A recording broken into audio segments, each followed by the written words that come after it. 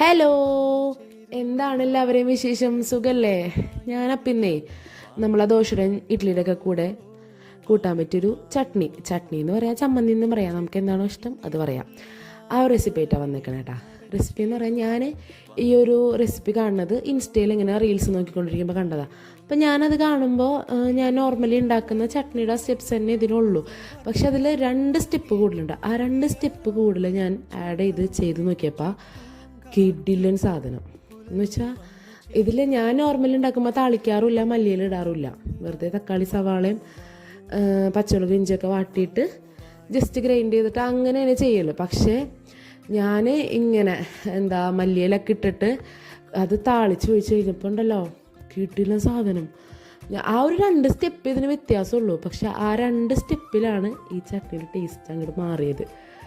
ഞാൻ നോർമലി ഉണ്ടാക്കുന്ന ചട്നി വേറൊരു ടേസ്റ്റ്, ഇത് വേറൊരു ടേസ്റ്റ്. എനിക്ക് ഇതാണ് ഏറ്റവും കൂടുതൽ ഇഷ്ടപ്പെട്ടത്. ദോശയുടെ ഇഡ്ഡലിയുടെ ഒക്കെ കൂടെ ഉണ്ടല്ലോ ഒരു പിടി പിടിച്ചാലുണ്ടല്ലോ വേറെ ലെവല് സാധനം.